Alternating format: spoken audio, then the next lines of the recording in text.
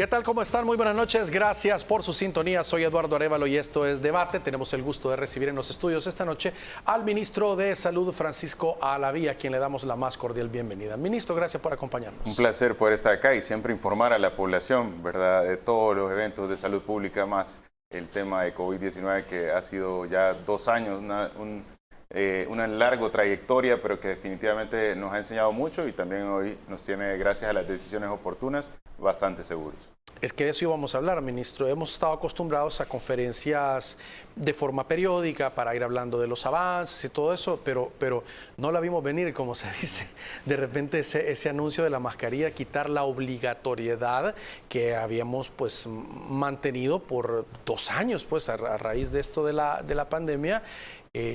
Sí tomó por sorpresa esa decisión. Me imagino evalúan los números, cantidad de casos cuál es la base para tomar una decisión de este tipo. Sí, existen muchos parámetros o consideraciones a tener en cuenta cuando un país va a decidir una estrategia de este tipo o va disminuyendo las restricciones o las aplicaciones de decisiones que fueron sumadas en su momento por la misma situación de la enfermedad. Y uno de ellos es lo más importante, la cantidad de casos confirmados que se están dando por día, la cantidad de ingresos que están siendo a causa de esta enfermedad y la cantidad de ocupación de camas que han sido asignadas para resolver esta enfermedad. En El Salvador, pues todos sabemos que el Hospital de Salvador es como nuestro centro de referencia y forma parte, y quizás la mayor parte, porque es aquí donde hay cerca de más de 1000 camas asignadas solo para el manejo de COVID-19, más hospitales regionales de Occidente y de la zona oriental, con lo cual se suman cerca de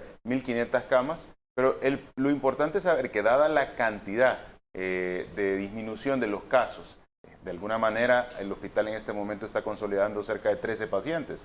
13 pacientes. Y tan solo esos 13 pacientes más el resto de pacientes que observamos en los hospitales de Oriente y Occidente, sumamos menos del 4% de ocupación de cama hospitalaria a causa del COVID-19 de las 1500 camas asignadas solo para el tema de COVID. Con esta razón nosotros cumplimos ese criterio y de alguna manera estos 3 puntos fueron abordados a través del Centro de Enfermedades Infecciosas de Estados Unidos, que a finales de febrero de este año estandarizó que 3 puntos debían tomarse en consideración para clasificar a un país como un país de bajo riesgo, de moderado riesgo o de alto riesgo. El tener menos de 200 casos por 100.000 habitantes de contagios diarios, eso nos da una posición dentro de un país de bajo riesgo. El tener menos del 10% de ingresos hospitalarios por 100.000 habitantes de una enfermedad y el tener menos del 10% de uso de cama hospitalaria acerca del COVID son parámetros que se consideran dentro de un país de bajo riesgo. Y El Salvador tiene, pues, por supuesto, esos datos, 4%, menos del 4% de ingresos de estancia hospitalaria, del uso de cama hospitalaria, 0.33% de la cantidad de ingresos por 100.000 habitantes a causa del COVID-19. En resumidas cuentas son el tener 13 pacientes ingresados en el hospital, el que esos 13 pacientes solo son 13 porque la cantidad de ingresos a causa de esta enfermedad es prácticamente mínima en este momento y por supuesto esos ingresos son mínimos porque tenemos poca cantidad de pruebas positivas o poca cantidad de contagios circulando en el territorio. Entonces, de esta manera nosotros tomamos una estrategia en la cual pues, los salvadoreños hoy estamos viendo el resultado de todo el trabajo en lo largo de la pandemia de 2 años, del aprender a usar la mascarilla, del aprender acerca del COVID-19, del cumplir con una de las estrategias más importantes que fue la estrategia de vacunación, que hemos tenido la oportunidad de tener incluso hasta 4ª dosis. ¿Y cuáles son esos pequeños datos de esperanza que estamos viendo? En este caso, por primera vez ya el tener no obligatoriedad de la mascarilla, pues nos va acercando de una manera hacia lo que estamos acostumbrados en algún momento. Cabe aclarar, ¿verdad?, que la no obligatoriedad del tema de la mascarilla incide mucho en el tema del contagio que estamos observando. A raíz de la disminución de los contagios se toma esta decisión. Pero yo le voy a poner un ejemplo. Tenemos la situación que está sucediendo en el área hospitalaria, en el Hospital de El Salvador. A pesar de que en el Hospital de El Salvador tenemos 13 pacientes, dentro del Hospital de El Salvador no se considera que haya bajo riesgo de transmisión porque atendemos pacientes de COVID-19. Claro. Lógicamente, el personal que está dentro del Hospital de El Salvador no solo por el hecho de que es un lugar de alto riesgo, sino que ya está escrito como protocolo de bioseguridad, definitivamente tienen que utilizar una mascarilla. A mí me llama la atención ver a la gente en la calle. Veo mucha gente con mascarilla y algunas sin mascarilla. Y a veces cuando les pregunto, primero era, ¿y por qué vamos a usar mascarilla? Y no, es que yo no puedo respirar bien. Hoy dicen, ¿y por qué quitan la mascarilla así? O sea, es 2 años conviviendo con ellos, pero hay gente que, yo he escuchado esta lógica, dice, no, yo si salgo, mejor me la pongo. En la casa no, y si estoy yo solo en mi oficina, entonces no la voy a usar, pero si ya voy al supermercado, a un lugar donde hay más gente, ahí sí la voy a usar, pero yo no la descarto. O sea, mucha gente está, a pesar de que podría decir, ya no la uso, sí va a mantener las medidas. Totalmente, yo creo que es importante el ver esto porque también vemos cómo la población ha agarrado mucho compromiso con el manejo de la pandemia y aprendimos tanto que varios seguimos practicando las medidas. El no tener obligatoriedad de la mascarilla no quiere decir que usted ya no va a utilizar una mascarilla. Claro. Quiere decir que usted pues ahora tiene la posibilidad de decidir si la usa o no la usa. Si usted se siente más seguro utilizando la mascarilla, úsela. Si usted siente que en este momento ya no tiene un riesgo, ya no es obligatoria. Hay recomendaciones claves y esto es importante. Evidentemente, nosotros tenemos un 35 a un 40% de la población que padece al menos de alguna enfermedad crónico-degenerativa. ¿Cuáles son esas enfermedades crónico-degenerativas? La presión, el azúcar, problemas del colesterol y triglicéridos que todos conocemos.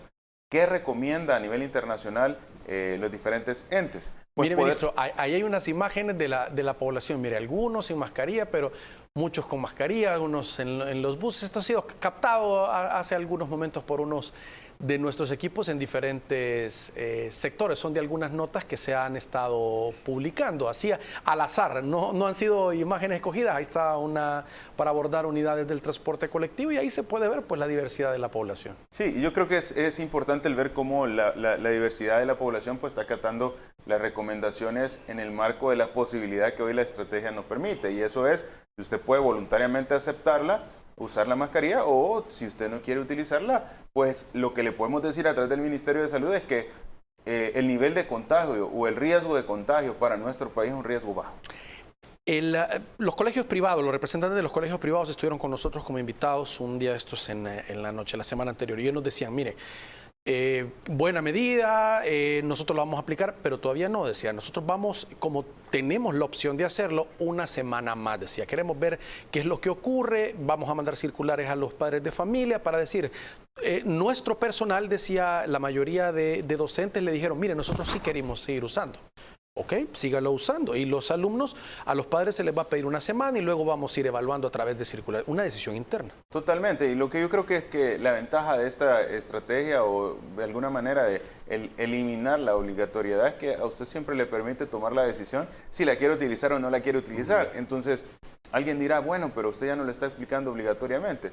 Y yo le podría decir, bueno, no todas las personas cumplían tampoco la obligatoriedad de la medida. Ahora, en este momento la situación es muy favorable y eso se mide en la cantidad de circulación del virus. Usted puede tener una población y tomar todas las medidas, pero independientemente si toma las medidas, si la circulación del virus es tan mínima, no va a ser que no se generan contagios por usar medidas, sino que va a ser que no se generan contagios porque no hay circulación del virus. O podemos tener lo contrario, utilizar las medidas, pero una gran cantidad de contagios que a pesar de utilizar las medidas puedan generar presencia de nuevos casos. Entonces, ¿qué es lo que estamos tomando como parámetro? La circulación o la cantidad de contagios que se están experimentando en nuestro país. Y al ser bajo, es uno de los mejores momentos, bueno, que podemos decirle a la población, estamos regresando a la normalidad. Y a medida vamos regresando a la normalidad, se van tomando medidas y decisiones en las cuales progresivamente pues, vamos llegando a un momento en el cual nos vamos a recordar de lo que era previo a la pandemia. Alguien me decía, pero no se ha tomado progresivamente. Y yo le digo, mire, es que lo progresivo radica en el hecho de que aquí nadie está recomendando que no se utilice una mascarilla.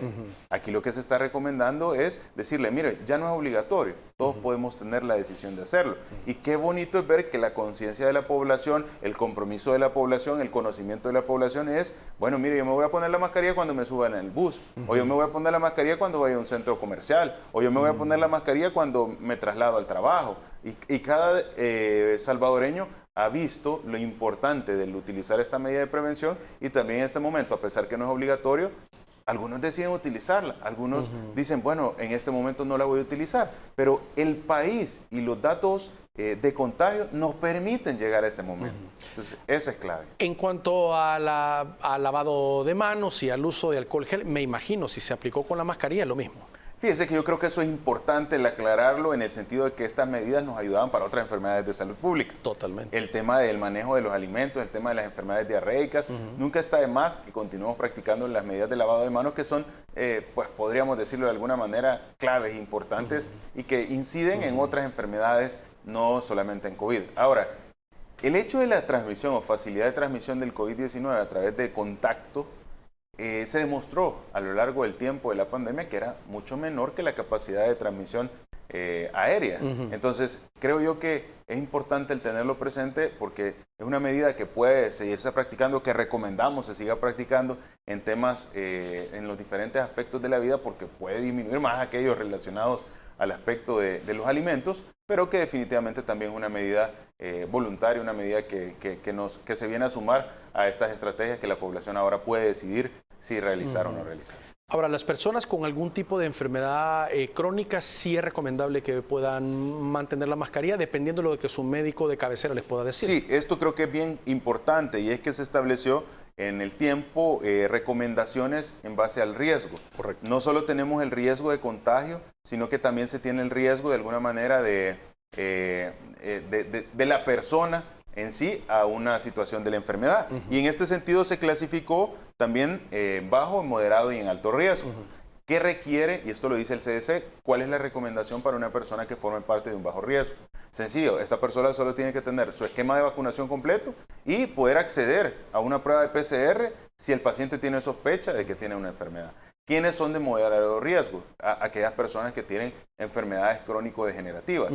¿Y cuál es la recomendación del CDC para aquellas personas que tienen enfermedades crónico-degenerativas? Mire, usted debe de tener completo su esquema de vacunación como primer punto y si nos damos cuenta, todas se repiten el tener el esquema de vacunación completo. Segundo punto, y esto es importante, le dice, realícese una prueba si usted sospecha que está teniendo un problema respiratorio. Y tercer punto que establece es, consulte a su médico para las recomendaciones, pero debería utilizar como recomendación una mascarilla en lugares donde pueda haber bastante acumulación o multitud de gente que podría de alguna manera generarse mayor facilidad. ¿Y qué es el alto riesgo? Estos son los pacientes inmunosuprimidos. Nuevamente se repite el esquema de vacunación, complételo, el poder acceder a una prueba de PCR si fuese necesario y un tema importante, use la mascarilla en la mayor parte del tiempo. Pero yo le hago una mención, cuando hemos visto un paciente renal con un estado de inmunosupresión que no utilice una mascarilla. Sí. Cuando hemos visto un paciente con una enfermedad que genere altos niveles de inmunosupresión, como el tema de VIH y otras enfermedades, que de alguna manera, y que sepa que está inmunosuprimido en ese momento, que no utilice una mascarilla. Ya es una parte convencional que se recomienda en aquellos pacientes que tienen alto riesgo de verse afectados por un patógeno, una bacteria, una situación en el día a día. Muy bien. Tenemos que hacer una pausa, por favor, acompáñenos, ya regresamos, tenemos más preguntas que realizar al ministro de Salud esta noche.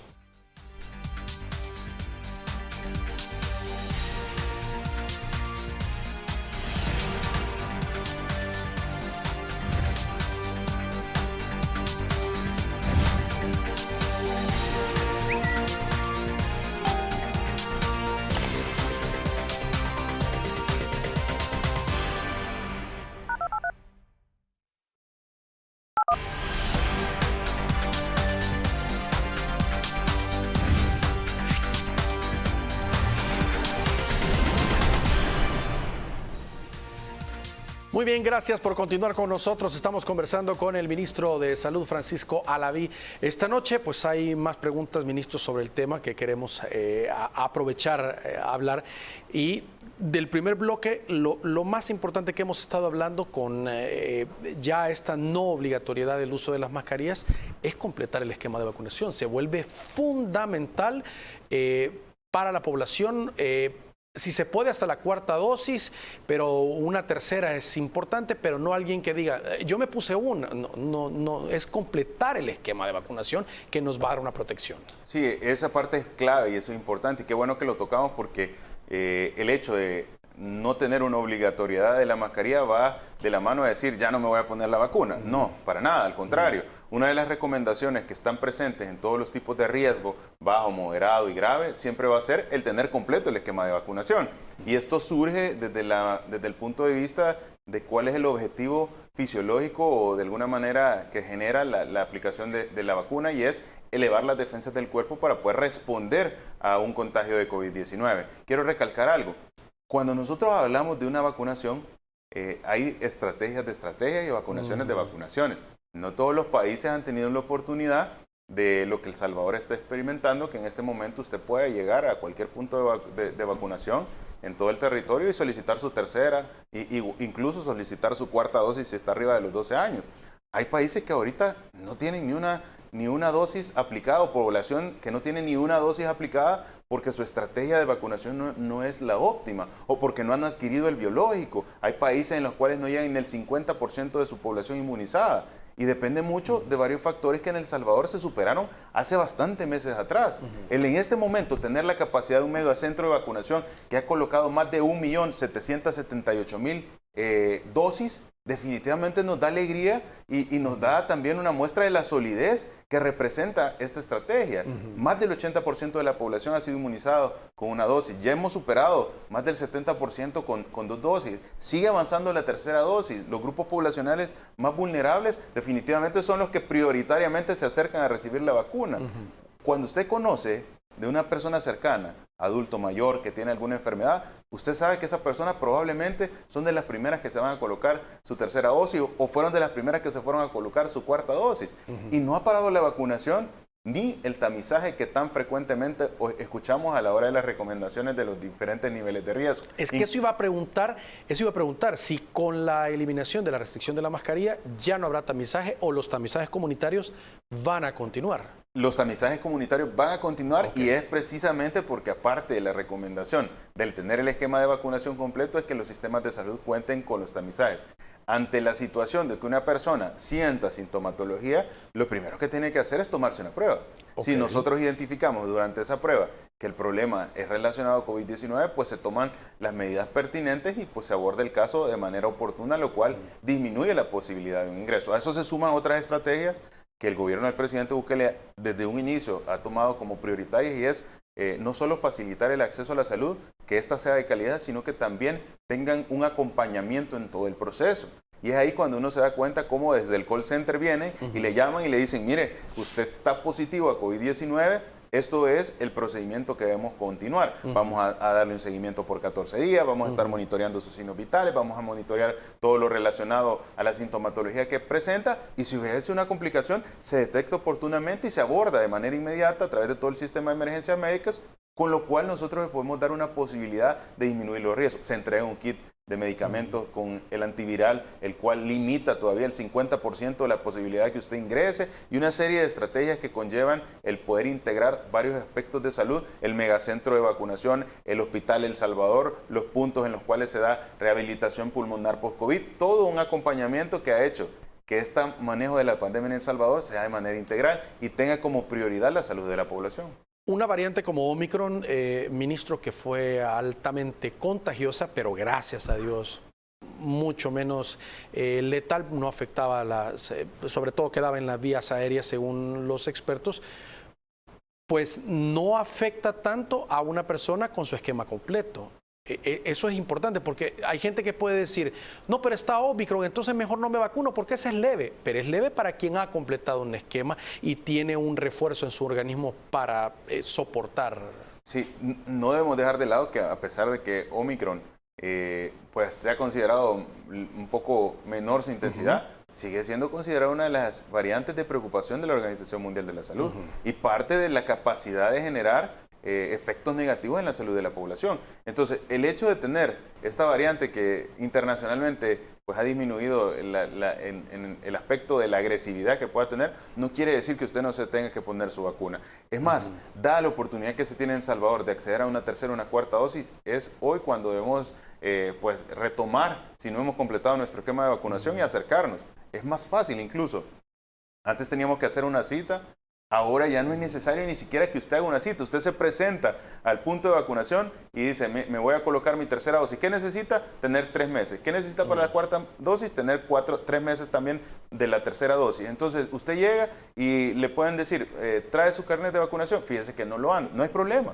Lo buscamos en el sistema, que es otra de las implementaciones de las estrategias a través del equipo del presidente Bukele y a través de tener las herramientas que ahora contamos con un sistema nominal. Se lo buscan en el sistema, da su nombre, su apellido y ahí está registrado cuándo le pusimos las anteriores dosis, qué dosis le pusimos, qué farmacéutica se le colocó, a dónde se le colocó, si tuvo efectos o no tuvo efectos, y todo eso lo vamos llevando de acompañamiento de la información y ahora forma parte de las bases de datos del Ministerio de Salud para cualquier posibilidad de situación que el paciente pudiera tener. Entonces, ¿a qué quiero llegar? La facilidad de poder tener una tercera, una cuarta dosis en El Salvador no es la misma experiencia que pueden tener otros países. Incluso, quiero mencionar, la semana pasada tuvimos un caso bien interesante. Bueno, una madre vino desde México con su niño para poder aplicarle la vacuna en el megacentro de vacunación, porque en México ese grupo etario todavía no se está vacunando. Entonces, el poder ser como un punto en el cual El Salvador aporta su granito de arena diciendo, bueno, todos los extranjeros que deciden ingresar al país pueden entrar con facilidad a recibir su dosis de verdad, y ver cómo la población de otros países desea venir a El Salvador a colocarle la vacuna a su hijo. No, hombre, eso definitivamente nos da una gran alegría, porque nunca nos imaginamos que un sistema de salud como el que tuvo el país, como el que ha venido usualmente acostumbrado a tener, hoy está siendo reconocido a nivel internacional y está siendo como un punto en el cual genera esas ganas de venir de otros países a poder recibir esas atenciones. Todavía falta mucho por hacer, pero definitivamente el sistema de salud ha tenido un cambio impresionante, un cambio en el cual ahora podemos decir a los salvadoreños, tenemos mucha más robustez, tenemos mucho más fortaleza como sistema de salud para cuidar de su salud. Ahora, el ojo también, ministro, me imagino, está puesto en China. Hay algunos brotes, hay algunos casos que se han estado dando, que se manejan a través de los medios y las redes sociales, donde siempre es como las medidas, pero estar viendo que, porque así fue China, Europa, y después nos llegó que no se fuera a dar una situación como tal. Yo creo que es importante siempre tener el panorama internacional que está sucediendo, pero vamos a retomar algunas palabras que siempre dijo la Organización Mundial de la Salud. Cada país debe actuar en base a su situación epidemiológica. Y cada situación epidemiológica de cada país cambia en base a las decisiones que se tomaron en su tiempo. Alguien dirá, bueno, pero China fue de los primeros países que inició. China es un país que tiene bastante potencial para el tema sanitario. ¿Y por qué está nuevamente presentando casos? Recordémonos también que la densidad poblacional que presenta China es una densidad poblacional que supera los 1.400 millones. Estamos hablando de que también tiene una cantidad, de alguna manera, de vacunación, pero esta vacunación no quiere decir que ya haya completado el porcentaje total de la vacunación. Sería interesante conocer cuál es el porcentaje de vacunación que están teniendo los diferentes países que en este momento, pues, de alguna manera se están viendo afectados por ciertas reincidencias de incrementos de casos. Entonces, creo que cada país debe analizar su situación y cada país también va a tener resultados congruentes con esas estrategias que se tomaron en tiempo. No quiere decir que no pasa nada. El Salvador no puede presentar elevación de casos. Claro que puede presentar. Por eso sacamos estrategias que van enfocadas a limitar los efectos que estas elevaciones de casos que pudiesen existir lo tengan ese efecto negativo en la población. Se lanza una cuarta dosis, se protege a los grupos vulnerables. Quiero aclarar y recordar, justo iniciada la estrategia de cuarta dosis de vacunación, nos desplazamos a todos los centros de atención de adultos mayores en el territorio.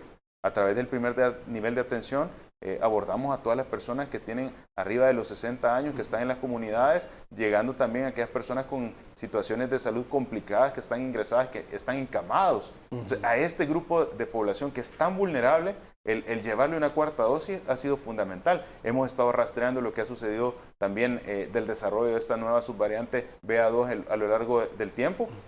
Y en este momento, pues tampoco hemos encontrado un incremento de casos que nos tenga o nos tienda a generar una alarma importante. Pero también, quiero decirlo, dentro de la estructura o dentro del decreto que se estableció para quitar la obligatoriedad, también existe una condición. Si existiese un incremento de casos, pues el Ministerio de Salud toma las decisiones pertinentes con relación a la situación epidemiológica que se esté viviendo en el momento y las recomendaciones, como mencionaba anteriormente, de aquellos lugares donde hay bastantes concentraciones, como es el transporte público, sitios de hospitales, donde se generan grandes multitudes, que es siempre no obligatorio, pero sí recomendable.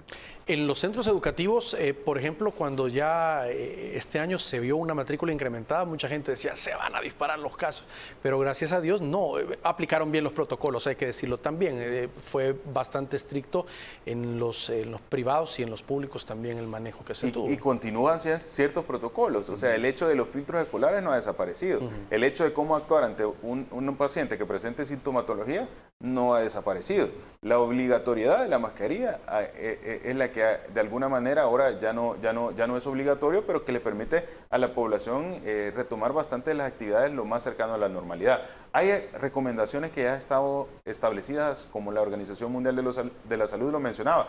Niños abajo de 5 años no deberían utilizar o no es recomendable que utilicen una mascarilla. Y parte de bastantes situaciones, incluso el desarrollo temprano, el desarrollo infantil temprano, que tiene mucha interacción. Pero recordémonos también que los grupos poblacionales estudiantiles, específicamente los niños, también desarrollan mayor capacidad de manejar cargas virales. Eso quiere decir, bueno, ya todos conocemos que en los kinder, en ciertos lugares, generalmente, incluso previo a la pandemia, son lugares donde puede coexistir problemas de gripe, y que los padres no me dejarán mentir porque se dan cuenta, bueno, el niño trae gripe a la escuela, dicen, y creo que es un punto a tener en cuenta. Pero el hecho en este momento de la pandemia de no desaparecer todas las otras medidas, de ese trabajo articulado que se ha venido dando con el Ministerio de Educación, de esa facilidad que también se pone a los padres para que sea multimodal, ¿verdad? Que ellos puedan tener esa decisión voluntaria de si su hijo va o no va, si va con mascarilla o va sin mascarilla. Eso creo que es un punto fundamental y ha sido un pilar básico desde que se inició toda la estrategia en el país ante el COVID-19.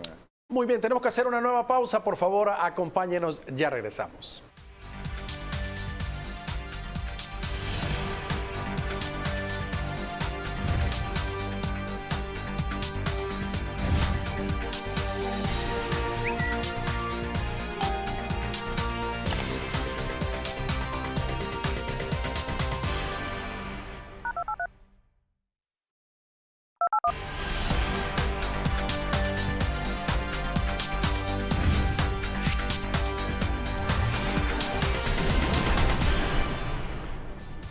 Muy bien, gracias por continuar con nosotros. Ministro, ¿estamos cerca de que pueda ser el COVID-19 declarado una endemia, ya no una pandemia? Ya no hablando solo de nuestro país, sino los datos a nivel global de cómo se están manejando. Sí, estamos bastante cerca. Incluso hay países que ya consideran que este virus forma parte del panel de enfermedades respiratorias que va a achacar año con año a las diferentes regiones. Se podría decir que ya prácticamente es una enfermedad que va a estar implícita año con año en los problemas respiratorios. Y es ahí donde también hay grandes avances y sigue la Organización Mundial de la Salud pues estudiando acerca de la vacunación contra SARS-CoV, que de alguna manera se espera, o dentro de los avances que se han tenido, es que al igual que ponemos una vacuna contra la influenza, vamos a poner una vacuna contra este tipo de virus respiratorios que también generan otras complicaciones, como ha sido demostrado en la pandemia de COVID-19. No podemos esperar que desaparezca el COVID, eso no va a suceder. Va a continuar con variantes, con subvariantes, pero lo más importante es proteger a aquellos grupos poblacionales vulnerables, y el virus es sabio. El virus trata de adaptarse para garantizar su supervivencia. Yo me recuerdo que desde que hablábamos de qué era el coronavirus, cuál era su función, nos dábamos cuenta que los coronavirus tienen una característica particular, y es que tratan de garantizar su supervivencia y eso también garantizar su extensión. A veces, si el huésped definitivo es el humano, para garantizar su supervivencia tampoco tienen que generar altas letalidades en el huésped, porque entonces ellos tampoco seguirían desarrollándose. ¿Qué es lo que se traduce esta información? Vamos a ver que el virus cada vez es menos agresivo, pero más fácil de transmitir. Entonces eso genera que él se extienda con más facilidad en el mundo, pero que no genere pérdidas en su huésped que al final puedan limitar la vida o el desarrollo de este coronavirus. Entonces creo que de alguna manera esto es congruente, hablándolo 2 años después de haber iniciado la pandemia, claro, ¿verdad? Yo creo que fue otro de los puntos importantes. Cuando iniciábamos decía, ¿cuánto tiempo va a durar? 2 años, y entonces afligido, ¿verdad? Porque uno decía, bueno, sí, es un impacto el no poder salir en las medidas de epidemiológicas de contención que nos generó incluso hasta septiembre el poder tomar acciones como esta, pero que nos garantizó hoy tener rápido la recuperación de una vida bastante cercana a la normalidad. Creo que era bien alarmante en ese momento, y ahora 2 años después vemos hacia atrás el largo recorrido, pero que como población salvadoreña juntos logramos ganar la batalla del COVID-19. Claro, son lecciones. Ningún país, nadie estaba preparado para esto. Yo me acuerdo los arcos sanitarios, uno pasaba por algunos lugares y le pegaban la fumigada del año hasta en la cabeza, de verdad, no sé ni cómo no se enfermó mucha gente, y se aplicaban algunos protocolos estrictos, o se hacían otras cosas, claro, el mismo de conocimiento, la gente incluso cuando lamentablemente sacaba hasta de las colonias a las enfermeras o al personal, o sea, situaciones de verdad que es digno de un análisis después de 2 años, decir cómo reaccionó la gente ante lo desconocido, ante no estar acostumbrados a ver el enemigo de frente, sino saber que podría estar en nuestra misma casa. O sea, una situación psicológicamente hablando también muy complicada. Bastante complicada, bastante dura, y que al final, si uno hace el análisis, dirá en retrospectiva, pero ¿por qué se hacía así si eso estaba malo? Sí, pero lo vemos 2 años después, cuando hay más evidencia científica, claro, cuando nos ha dicho, miren, lo que empezaron a hacer en algún momento los países no era tan efectivo, pero hoy lo vemos en retrospectiva y lo vemos ya con más evidencia. Lo que sí creo que es importante resaltar es que a pesar de todo esto, El Salvador no se ha visto gravemente afectado como otros países.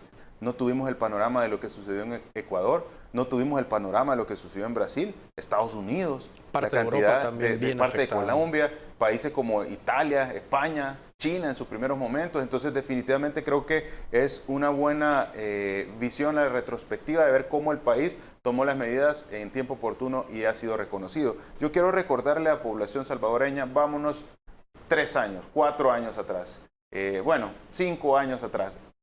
¿Qué nos recordamos del sistema de salud y qué nos recordamos de la medicina a nivel internacional? Veíamos un sistema de salud con sus deficiencias bien marcadas, y veíamos países a nivel internacional en los cuales hacían despuntes de investigación científica, despuntes de aplicación de los conocimientos y de desarrollo de su sistema de salud. Pero nunca nos imaginamos llegar hace 5 años a estar en esa situación de los países que eran privilegiados con sus sistemas de salud.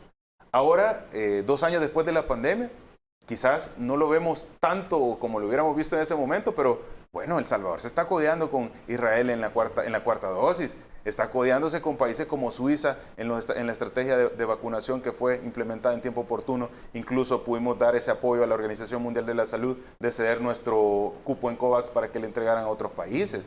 ¿Cuándo nos hubiéramos imaginado que nuestro sistema de salud se iba a equiparar tan fuertemente en una estrategia, quizás en los últimos años, que era la más importante porque se trataba de muchas vidas que pudieron haberse perdido en el marco de la pandemia? Creo que fue atinado, creo que las estrategias del presidente Bukele, la visión, el darle las herramientas al sistema de salud y el compromiso de los trabajadores de primera línea ha sido exitoso, ha sido fundamental, y hoy nos permite ser un país pues mucho más estable ante esta enfermedad del COVID-19. ¿Cómo se va a canalizar esa experiencia cuando todo esto termine ya al 100% con la pandemia? Hubo mejoras en la infraestructura de los hospitales periféricos, de las unidades de salud, está el megacentro de vacunación, el Hospital El Salvador. ¿A qué pasaría a convertirse? ¿Qué otro tipo de especialidades se podría tratar? ¿O hacia dónde? No sé si hay una meta trazada hacia dónde al terminar la pandemia podría enfocarse el esfuerzo. Hay muchas metas trazadas, y definitivamente el hacer la mención que el sistema de salud avanzó bastantes años, definitivamente con el tema de la inversión que se le ha dado. Y no solo se trata de la infraestructura, porque alguien dirá, bueno, hay un hospital más. No solo se trata del hospital, el megacentro, no, se trata la inyección de recursos humanos, más de 5,000 plazas que ahora forman parte del sistema de salud. Equipo, ventiladores mecánicos, Antes teníamos, si al caso, 30 ventiladores mecánicos en el país. Hoy tenemos una cantidad de ventiladores que nos permite manejar hasta 1000 pacientes en diferentes áreas relacionadas a una enfermedad tan complicada como el COVID-19.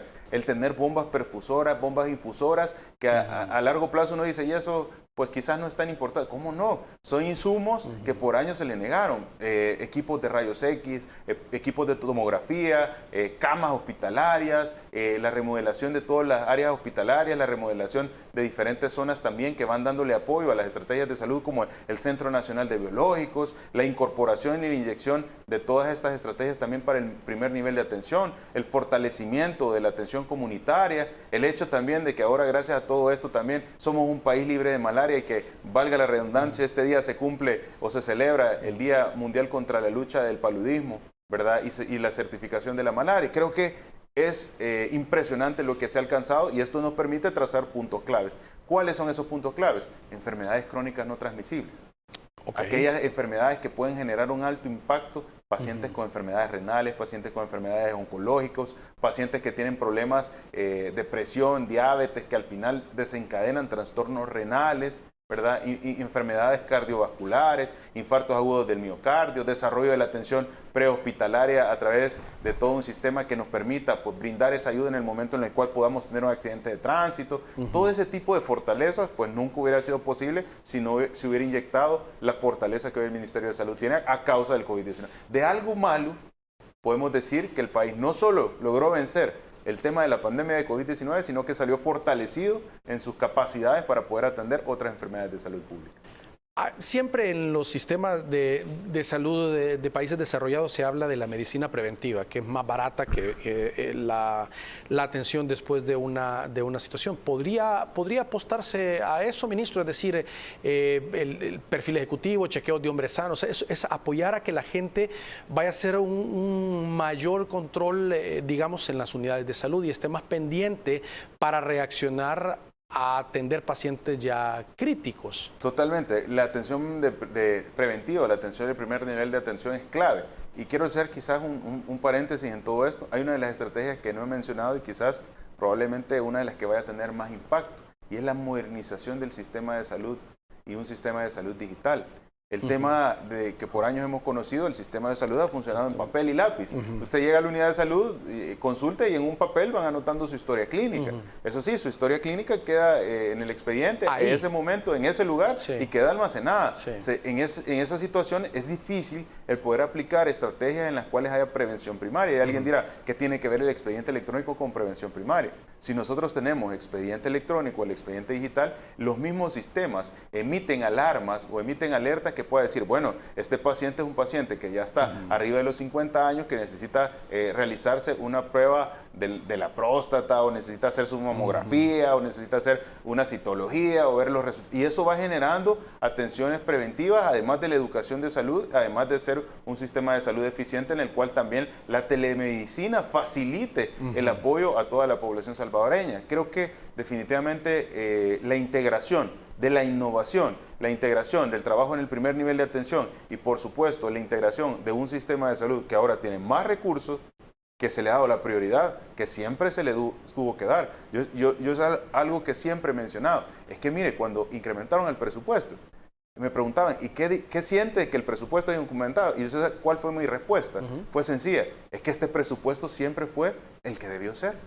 ¿Cómo manejaban la salud años atrás con un presupuesto tan limitado que incluso se daban el lujo de que años atrás, cuando planeaban el presupuesto del siguiente año, le recortaban el presupuesto de salud, cuando sabemos que solo los nacimientos, por lógica, incrementan la cantidad de atenciones que va a recibir cada persona en un sistema de salud por el país? Entonces creo que eso es importante ver de dónde se viene, cómo estamos y hacia dónde vamos, como dice el presidente Bukele.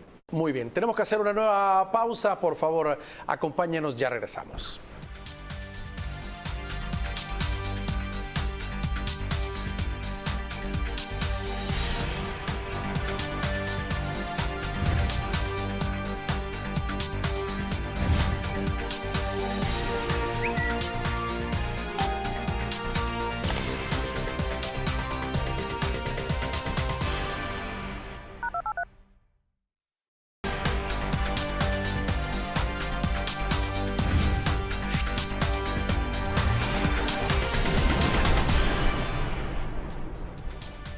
Muy bien, gracias por continuar con nosotros esta noche en los estudios. El ministro de Salud, Francisco Alaví.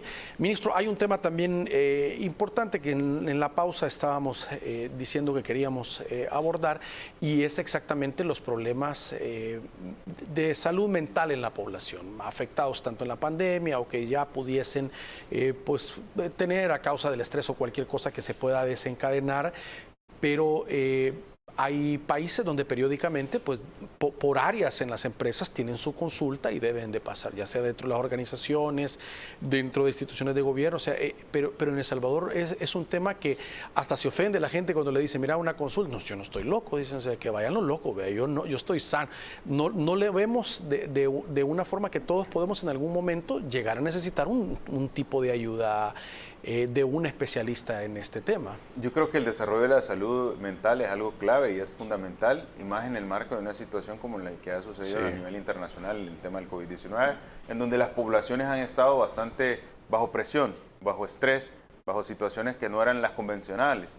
En ese sentido, sí, El Salvador tiene una característica, y es que la atención de salud mental, pues la población todavía lo considera un tabú, incluso es hasta cierto punto, cuando alguien requiere una atención de un psicólogo, un psiquiatra, le cuesta decirlo o le cuesta incluso aceptarlo cuando le recomiendan ir a uno de este tipo de especialistas, porque dice precisamente esa respuesta: yo no estoy loco. Y no se trata de que esté o no esté loco, se trata de que hay afectaciones de salud mental importantes que, si son tratadas oportunamente, estos trastornos tienen muy buena evolución, y hay trastornos que van desde simples cuadros de ansiedad, de depresión, cuadros mixtos, hasta situaciones de esquizofrenia que pueden poner en riesgo la vida de la población, la vida de la persona y de las personas que conviven a su alrededor. En ese aspecto se está desarrollando mucho a través del primer nivel de atención.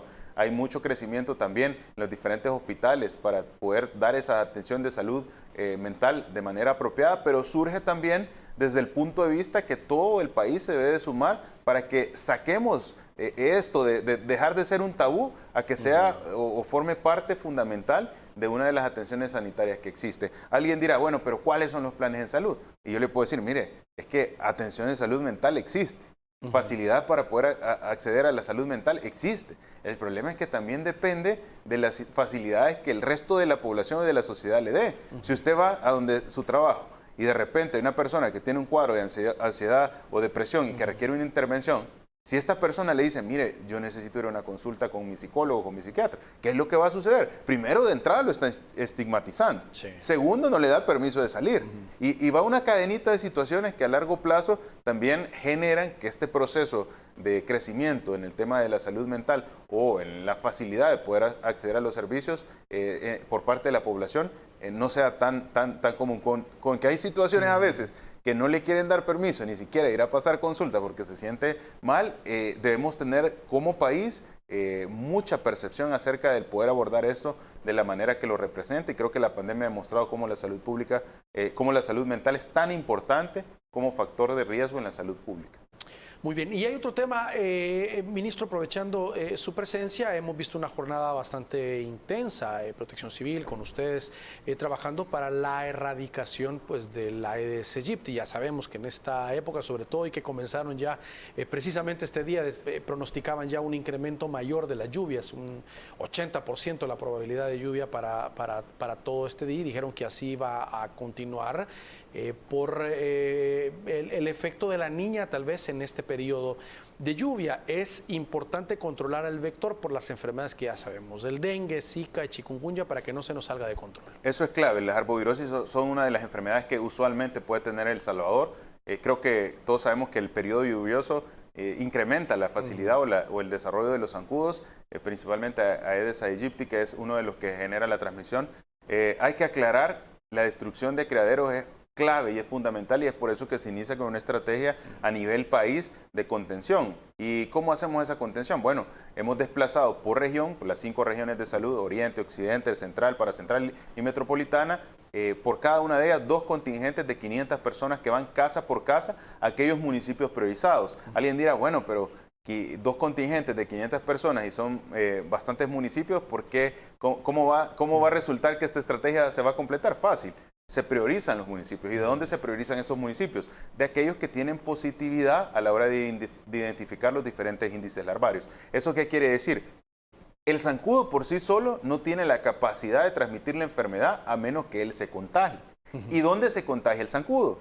Se contagia en el humano. Entonces, aunque existan bastantes zancudos, si no existía ese contagio, no tendría por qué el zancudo estar enfermo y transmitir el dengue. Entonces, parte de que debemos identificar en qué sitios del país hay índice de positividad que genera que esto sea pues de mayor riesgo y se toman todas las intervenciones. ¿Qué acciones son? Son sencillas. Mire, ir a la casa, identificar si hay algún febril, identificar si hay criaderos de zancudos y destruirlos, darle abate a la población y por supuesto todo el tema de la estrategia de fumigación que es a lo largo del territorio, tanto en la casa como en los diferentes municipios. Ahora hemos puesto también una parte fundamental y es que ponemos un camión a disposición para que la gente diga, mire, esto es un inservible, esta es chatarra que yo tengo ahí aventada y que eso genera acumulación de agua y la población pueda sacarlo. Lléveselo, por favor, porque aquí me haces estorbo y no solo me hace estorbo, sino que me pone en riesgo porque se acumule el agua. Entonces, son estos puntos claves que permiten que de alguna manera se disminuya. Y también en paralelo, hemos reforzado la definición de caso a través de las diferentes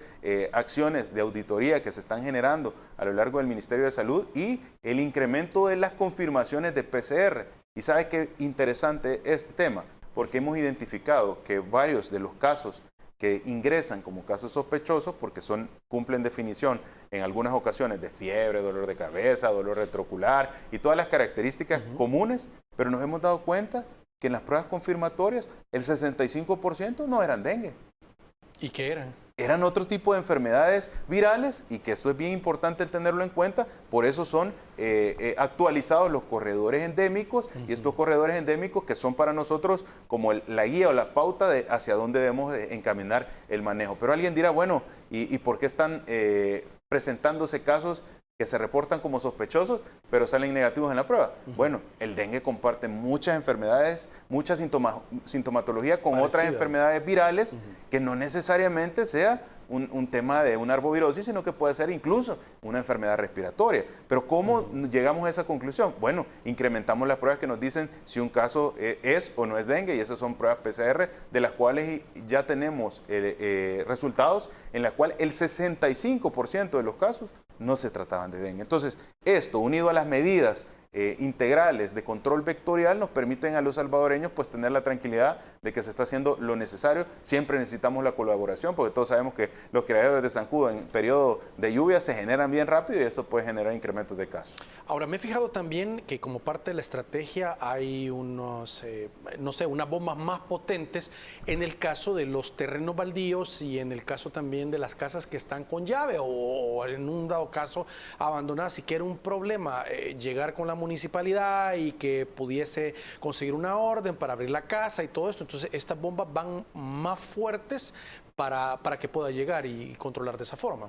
Correcto, esta es una nueva estrategia que se ha incorporado a través de la fumigación térmica pesada y la fumigación a través de ULB, que ya no utiliza incluso factores como el diésel, porque parte de esto utiliza diésel, pero en este caso es a través de agua y de otro tipo de sustancias como la fendona que garantiza el poder tener mayor cobertura. Estas bombas literalmente las pone en la cama de un pickup y esto tiene un potencial de poder llegar de manera mucho mayor, de poder generar cobertura en esas zonas donde hay predios baldíos, donde pues es difícil ingresar incluso. Y a través de horarios tanto de mañana como de noche se genera el poder llevar esa cobertura y poder destruir el zancudo en su fase adulta. Hay que tener algo claro en esto y es clave. Un zancudo se tarda de 0 a 7 días en llegar a ser adulto. Es corto. Y cada zancudo adulto puede ponerle 300 huevos cada 48 horas.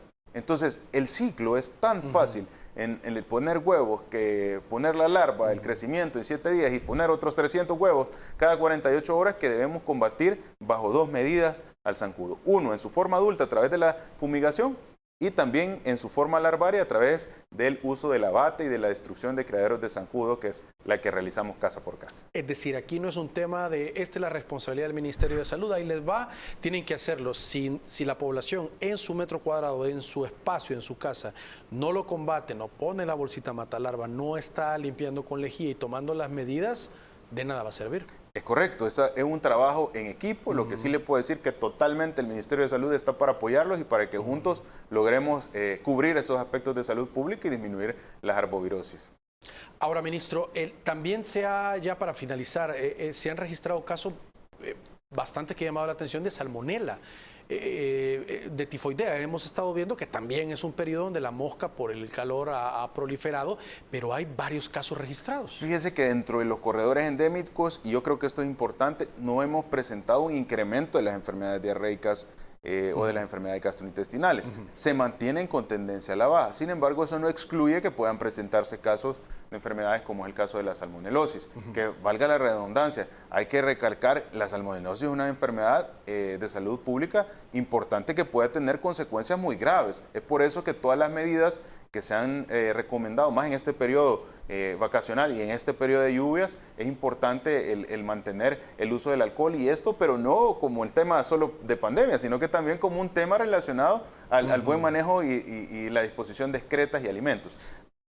La salmonela es un patógeno que puede llegar incluso a generar cuadros abdominales graves como perforaciones intestinales, problemas pulmonares, problemas neurológicos que de alguna manera pueden ser pues abordados de manera oportuna y no tener estas complicaciones. Entonces es clave y es fundamental que la población siga practicando todas las medidas. En este momento el corredor endémico para diarreas y enfermedades gastrointestinales se mantiene dentro de la zona de éxito y con tendencia a la disminución. Esto no quiere decir que no puedan existir casos aislados de salmonelosis, más en estos periodos que usualmente con las lluvias puede surgir mayor incremento de casos de diarrea, ¿verdad? Y por eso decían, era conocido como el mal de mayo, ¿verdad? Entonces, sí, una de las lluvias incrementaba el problema de trastornos gastrointestinales que a la fecha podemos decir epidemiológicamente nos encontramos dentro de zona de éxito. Muy bien. Ministro, gracias por acompañarnos esta noche. Un placer siempre estar acá y decirle a la población, gracias a todo el esfuerzo que se realizó como país ante la pandemia, hoy estamos cosechando cada día resultados mucho más favorables, estrategias más cercanas a la normalidad y por supuesto estamos viendo ya cómo El Salvador sale adelante de esta situación de salud pública que fue el COVID-19. Gracias a ustedes por su sintonía, que descansen, recuerden su cita con nosotros el día de mañana. Les esperamos.